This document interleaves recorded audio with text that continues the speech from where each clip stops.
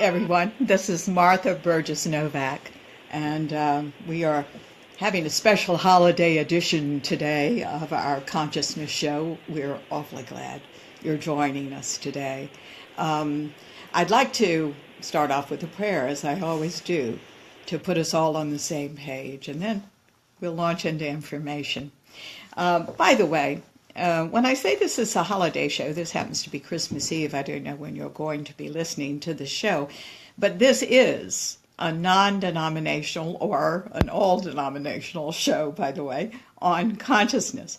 Because I was reared in the Christian tradition, I'm going to start out talking about Christmas, but this is far beyond Christmas.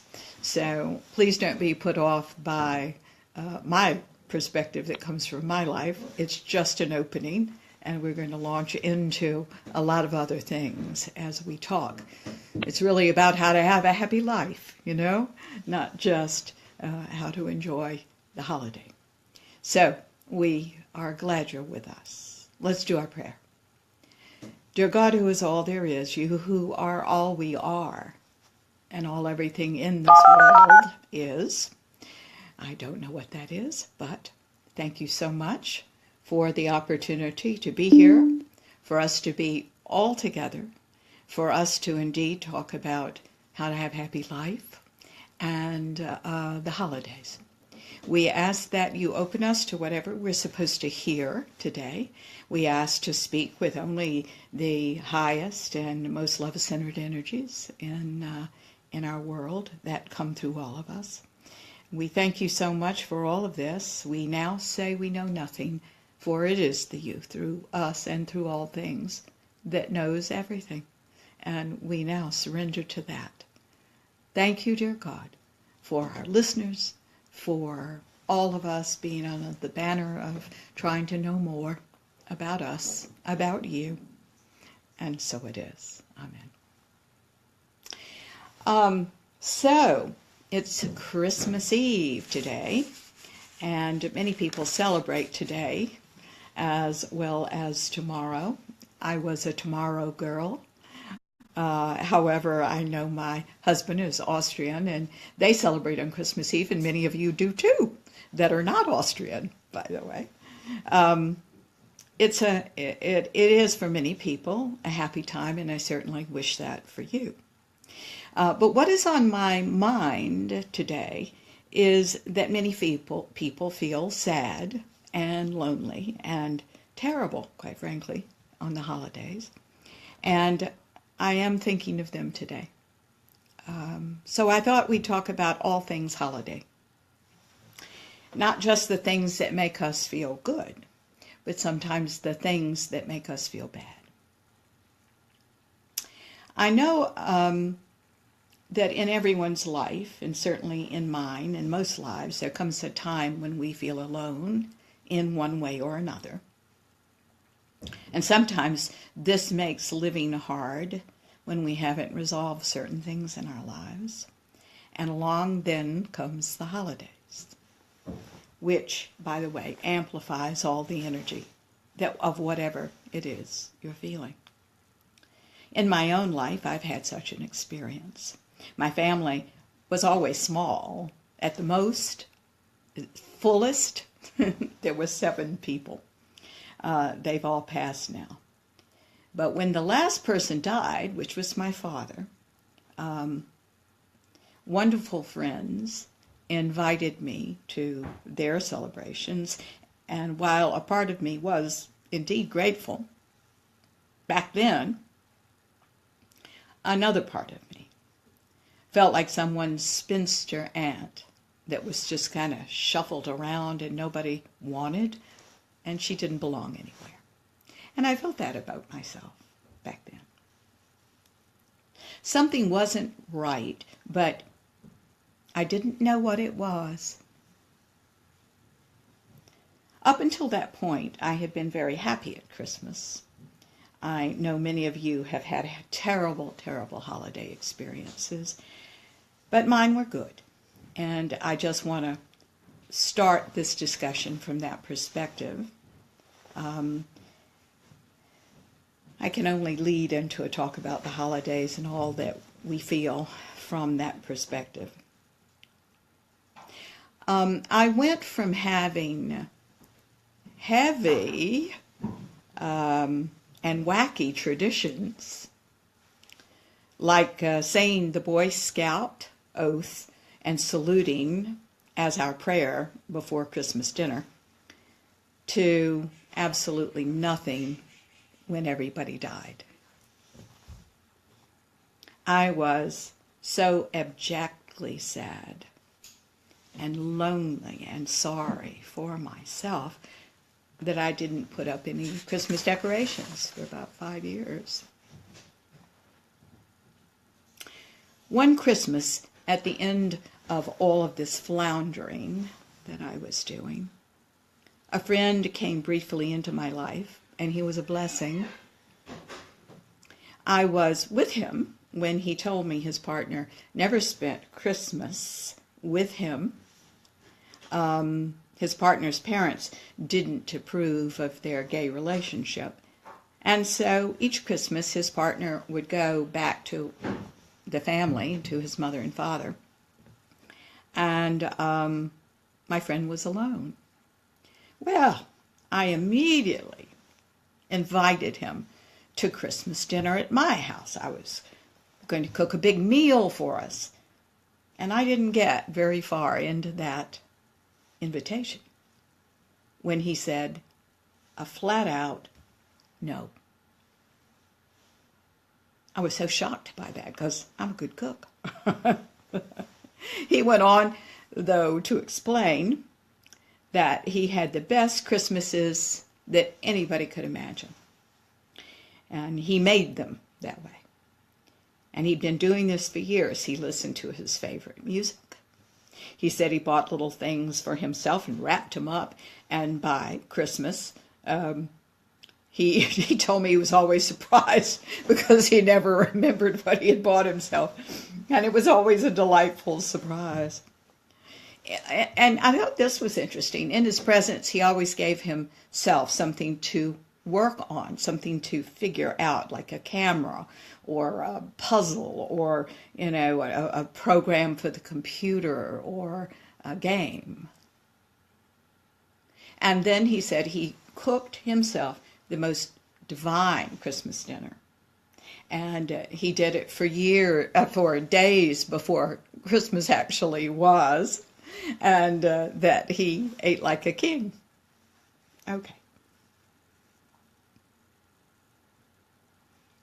He went on to say that he loved Christmas so much, although he loved me, that he didn't want to share that day. But we, as I recall, made an appointment to meet each other at a spa the next day, the day after Christmas, and to have a relaxing time together then. When I got off the phone, I'm going to tell you now I was changed. This is what I had been missing, the caring for myself, the looking out for myself. I could indulge in my grief, in my sadness, in my loneliness, or I could anticipate the day and could make myself happy. From that moment on, that was the direction that I chose. It made all the difference to my life because it's a life lesson. Not just a Christmas lesson, not just a holiday lesson. How we are using our energies is critical to our happiness. I started decorating for Christmas. I started buying new holiday ornaments that I liked. I still used a few of the fantastic ornaments that I inherited from my family, but I was in the process of making Christmas my own. Having gone through this experience, I think we are unhappy a lot of times because we don't own our experiences. And when we don't own them, and that's different from thinking about them and for knowing that we've gone through them, when we don't own them, I think it makes us terribly unhappy. When we try to avoid our feelings, or overly, by the way, indulge in them inappropriately over and over and over again, and I have done both, we do a terrible disservice to ourselves and to those who love us. I came away from this experience realizing that life is for the living. And while we are here, we need to make ourselves happy, and we need to enjoy or learn from or experience every moment.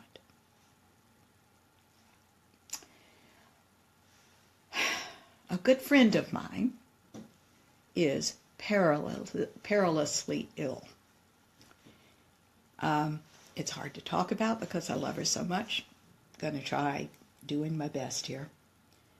She is dying. She knows it. I know it.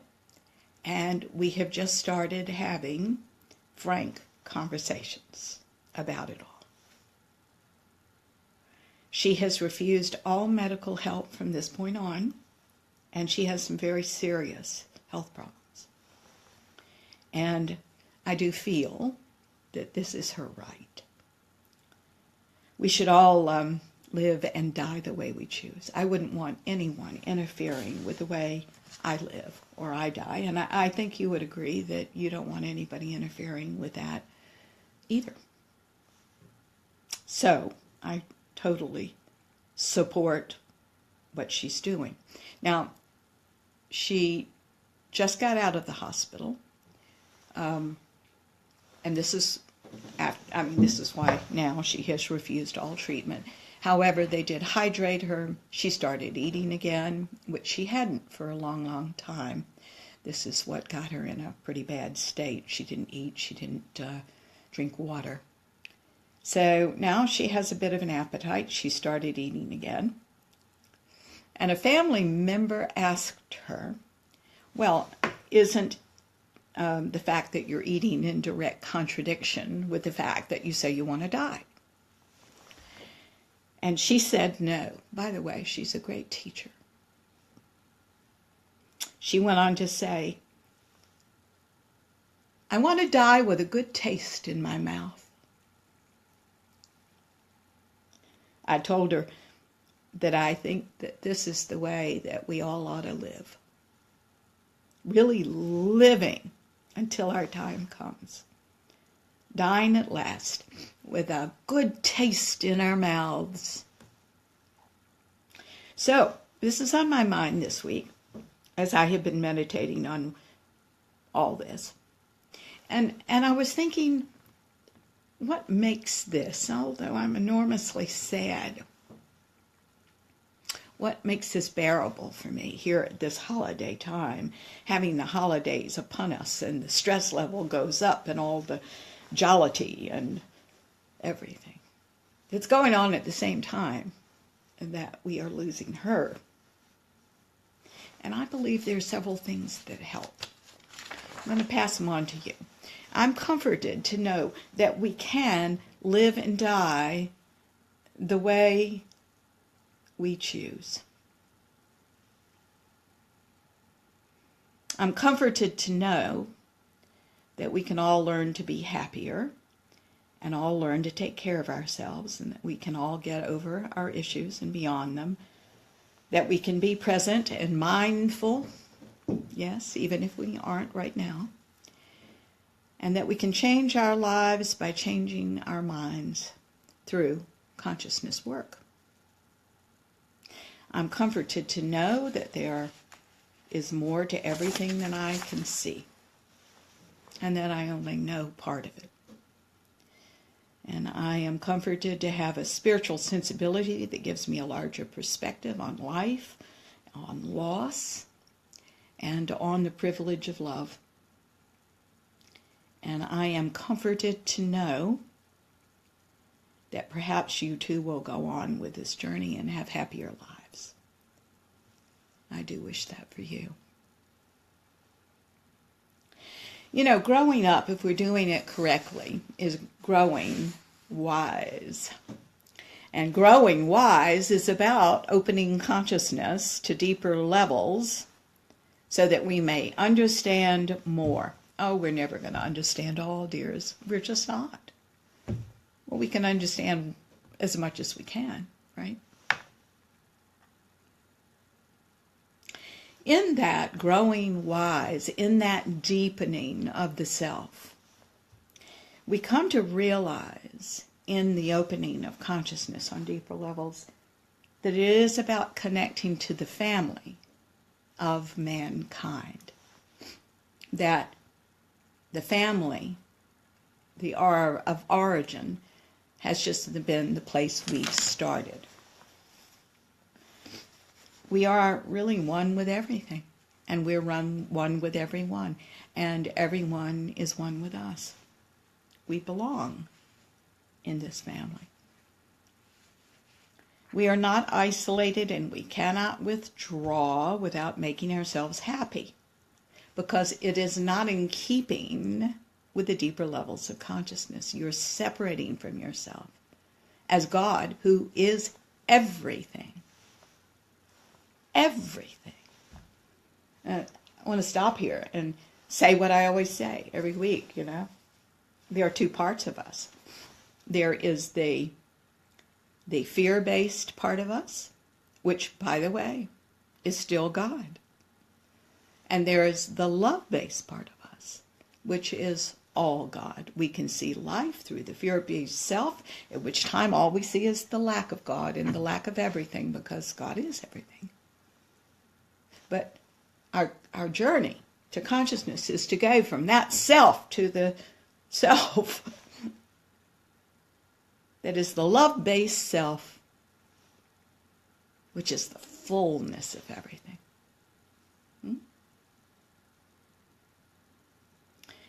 Anything that takes you away and apart from this oneness must be addressed to be happy. And that's the consciousness work we all are doing right now. It's the reason why you listen to this show, certainly. The ascended God is all you are. And this energy is pure love. And this is our happy place because it is our potential, our fulfillment. That's where we are connected and happiest.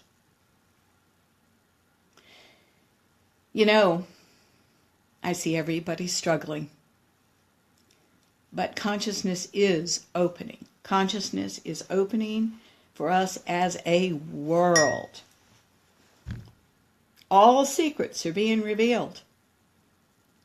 All old, unloving, ungenerous, patriarchal, hierarchical, and erstwhile institutions and ways of doing things are going. They're either going actively right now, they're being mightily challenged to change. And whether they will or not is anyone's guess. But listen, this is the age of individual consciousness. And what you do now will determine everything. So let's start with this holiday. Holidays are really important for several reasons, over and above what you may think about religion. Take that out of the equation right now. It's a time to recommit to yourself, to your intentions, to deeper levels of consciousness that just might show you what you don't know yet about yourself and about everything in life. Just might give you a different perspective. As a matter of fact, you can take that to the bank, because it isn't that people haven't been making that journey before you and have all found that to be true. All this recommitment that I'm talking about is easier at a holiday because of the combined consciousness of the planet. For example, that so many people's consciousnesses right now are combining to celebrate the birth of Jesus Christ. By the way, even though historians think he was born in the spring, you've got all those consciousnesses creating a lot of energy. This happens around all holidays. Doesn't matter what religion the holiday is or if it is connected to anything spiritual at all. A holiday usually has a lot of energy around it because people's collective consciousnesses. And you can tap into that energy and deepen your intentions to be more aware, closer to the aspect of the God you are, especially the ascended one that is love-based, through your thoughts and your feelings and everything you do from this point on. You got to have your priorities straight, though, and your priority is you. You. Not your children, not your spouse, not your mother or your father, no matter how ailing, nobody else. Your priority is you. It isn't that you're not supposed to love them and be generous to them and take care of them if that is your choice. It is about you, though. And I think one of the real spiritual things that I always have thought of ever since I first got on a plane all those many years ago was they always make the announcement that if the cabin loses pressure, the masks are going to drop down and you should put them over your face first, not your child's. You can't help anybody unless you take care of yourself first. So I think that's a really good spiritual lesson that I hope you'll think about every time you get on a plane. Self-sacrifice is an issue. And in consciousness, it is now time, if you're listening to this show, to start taking care of you. So what does that mean?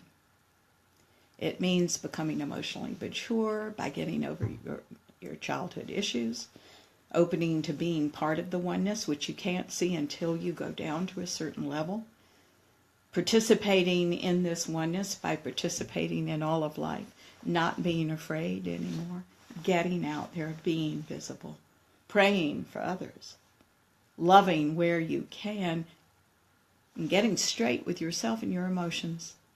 And when I say getting straight with them, the path to doing that is to accept them and not avoid them, to go through them to something else. If you're saying to yourself right now, I don't know how, as much as I love and care about you, and I do, or I wouldn't be doing this show, I must tell you the truth. That statement, I don't know how, is an excuse. Just start somewhere. It's never too late, and that's an excuse too. If you say, it's too late, it's an excuse. It doesn't matter what you've done or haven't done. It matters what you do now. Yeah.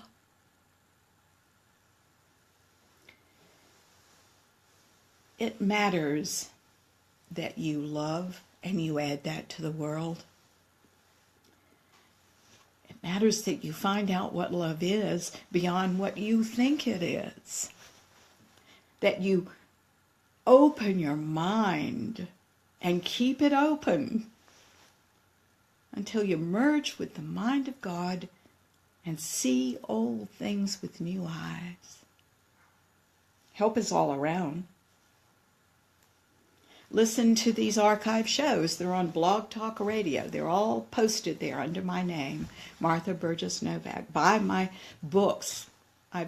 They're as cheap as they can be on Amazon. There's a link on my website to those, www.marthaburgessnovak.net.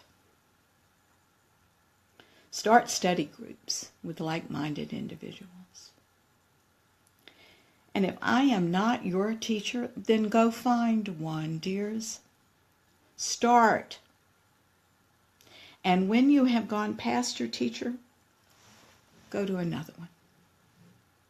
Keep going. Keep going. Don't let anything be an excuse to stop once you have started.